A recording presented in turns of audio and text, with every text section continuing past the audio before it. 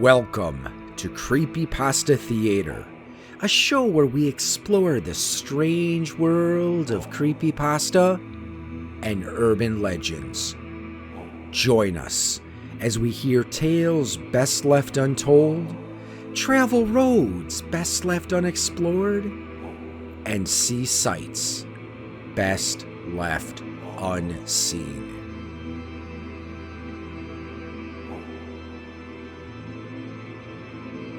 Today's story, Squidward's Suicide. Author unknown. This story can be found on creepypasta.wikia.com and is protected by Creative Commons licensing.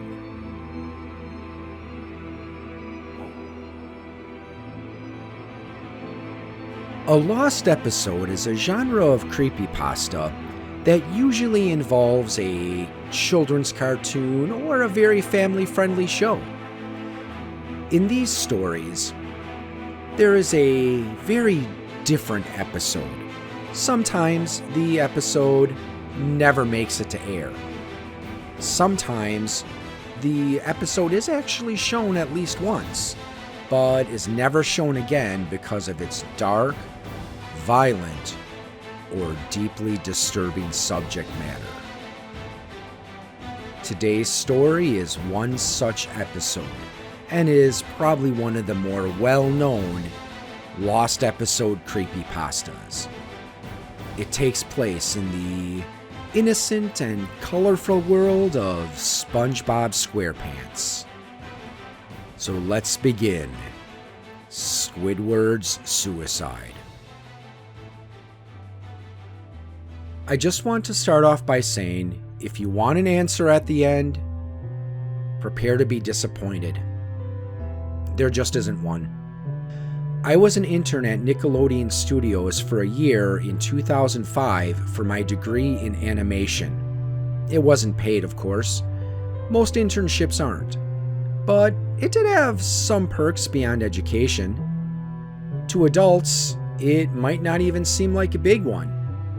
But most kids at the time would shit themselves over it. Now, since I worked directly with the editors and the animators, I got to view the new episodes days before they aired. I'll get right to it without too many unnecessary details.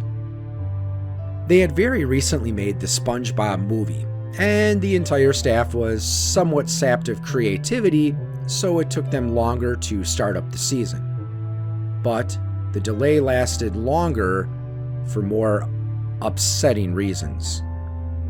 There was a problem within the Series 4 premiere that set everyone and everything back for several months.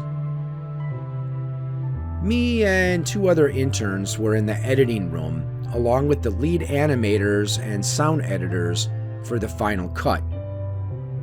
We received the copy that was supposed to be Fear of a Krabby Patty, and gathered around the screen to watch. Now, given that it isn't final yet, animators often put up a mock title and sort of an inside joke for us, with phony, oftentimes lewd titles, such as How Sex Doesn't Work, instead of Rockabye Bivalve, when SpongeBob and Patrick decided to adopt a sea scallop. Nothing particularly funny, but work-related chuckles. So when we saw the title card, Squidward's Suicide, we didn't think it more than a morbid joke. One of the interns did a small throat laugh at it. The happy-go-lucky music plays as normal.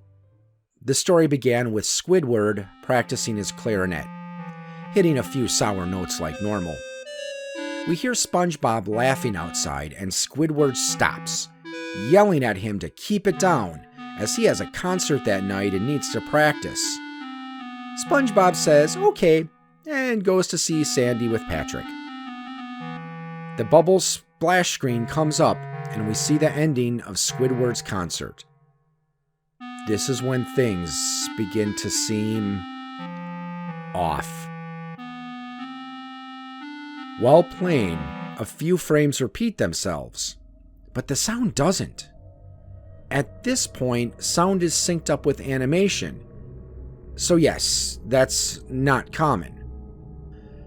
But when he stops playing, the sound finishes as if the skip never happened. There's a slight murmuring in the crowd before they begin to boo him. Not normal cartoon booing that is common in the show, but you could very clearly hear malice in it. Squidward's in full frame and looks visibly afraid.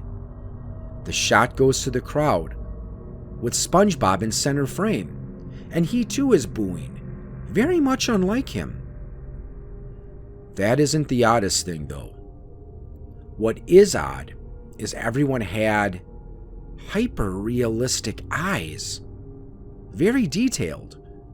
Clearly not shots of real people's eyes, but something a bit more real than CGI. The pupils were red. Some of us looked at each other, obviously confused, but since we weren't the writers, we didn't question its appeal to children yet. The shot goes to Squidward sitting on the edge of his bed, looking very forlorn. The view out of his porthole window is of a night sky, so it isn't even very long after the concert. The unsettling part is at this point there is no sound. Literally no sound. Not even the feedback from the speakers in the room. It's as if the speakers were turned off, though their status showed them working perfectly. He just sat there, blinking, in this silence for about 30 seconds. Then, he started to sob softly. He put his hands, or tentacles, over his eyes and cried quietly for a full minute more. All the while, a sound in the background very slowly growling, from nothing to barely audible. It sounded like a slight breeze through a forest. The screen slowly begins to zoom in on his face. By slow, I mean it's only noticeable if you look at shots 10 seconds apart, side by side. His sobbing gets louder, more full of hurt and anger. The screen then twitches a bit, as if it twists in on itself, for a split second, then back to normal. The wind through the trees sound gets slowly louder and more severe, as if a storm is brewing somewhere. The eerie part is the sound, and Squidward's sobbing sounded real. As if the sound wasn't coming from the speakers, but as if the speakers were holes the sound was coming through from the other side. As good as a sound as the studio likes to have, they don't purchase the equipment to be that good to produce sound of that quality. Below the sound of the wind and sobbing, very faint, something sounded like laughing.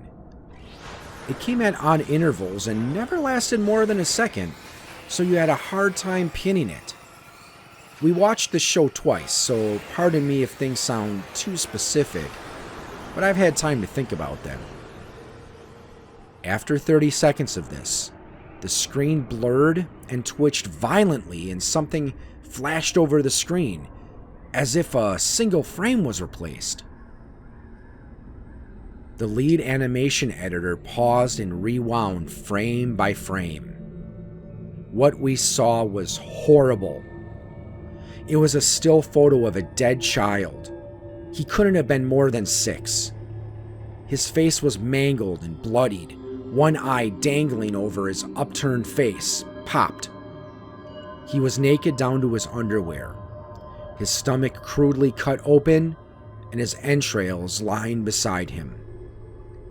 He was lying on some pavement that was probably a road. The most upsetting part was that there was a shadow of the photographer.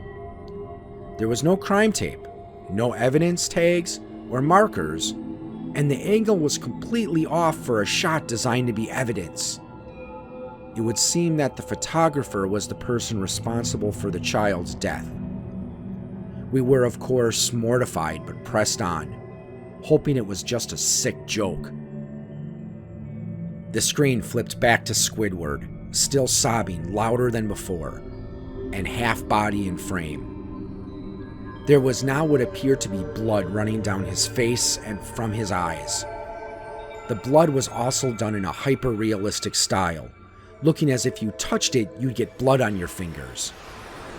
The wind sounded now as if it were that of a gale blowing through the forest. There were even snapping sounds of branches. The laughing, a deep baritone, lasting at longer intervals and coming more frequently.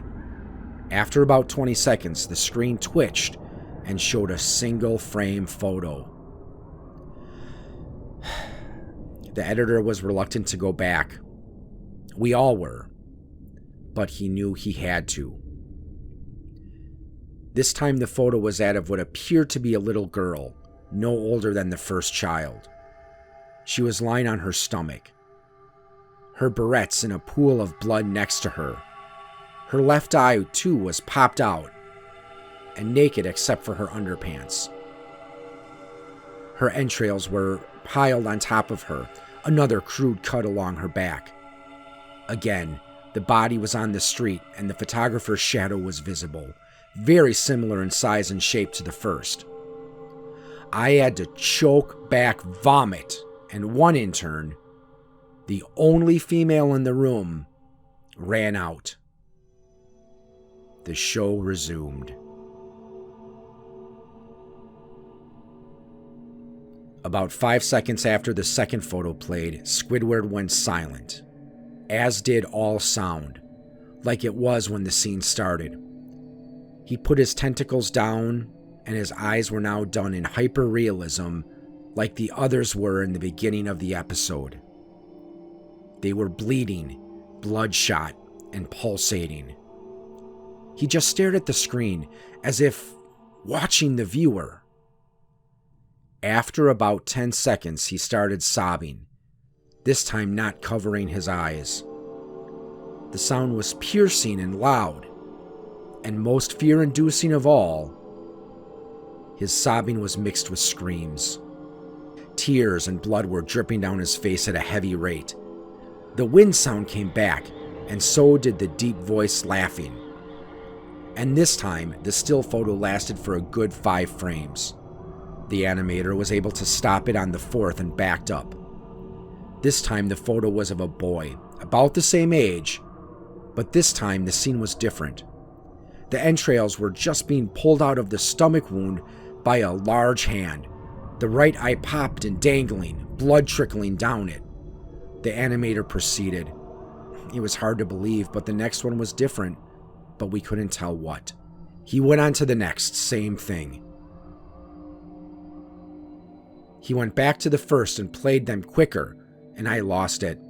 I vomited on the floor, the animating and the sound editors gasping at the screen. The 5 frames were not as if they were 5 different photos. They were played out as if they were frames from a video. We saw the hand slowly lift out the guts.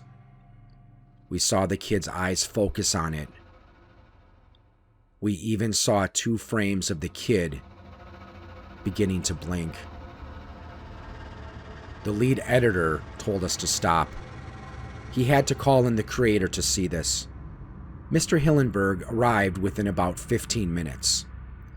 He was confused as to why he was called down there, so the editor just continued the episode. Once the few frames were shown, all screaming, all sound again stopped.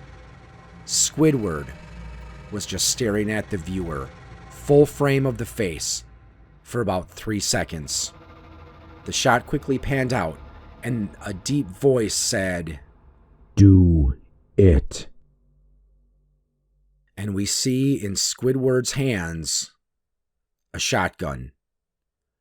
He immediately puts the gun in his mouth and pulls the trigger.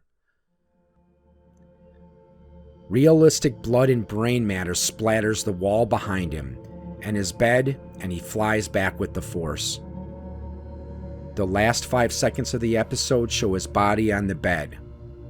On his side, one eye dangling on what's left of his head above the floor, staring at it. The episode ends.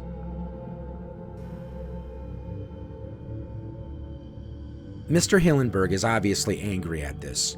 He demanded to know what the hell was going on. Most people left the room at this point, so it was just a handful of us to watch it again. Viewing the episode twice only served to imprint the entirety of it in my mind and cause me horrible nightmares. I'm sorry I stayed.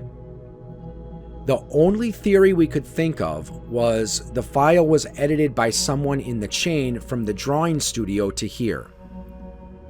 The CTO was called in to analyze what happened. The analysis of the file did show it was edited over by new material.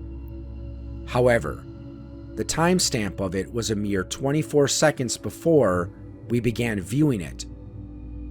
All equipment involved was examined for foreign software and hardware, as well as glitches, as if the timestamp may have been glitched and showed the wrong time.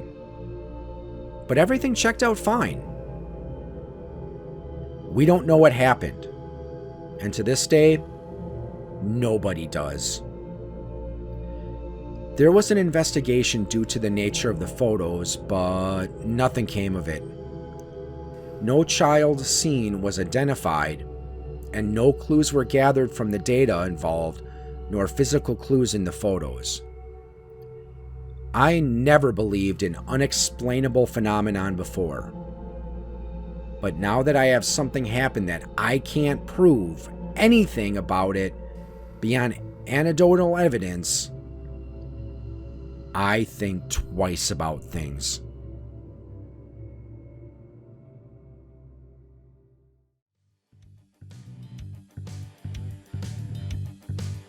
You have been listening to a presentation of Eclectic Media Podcasts.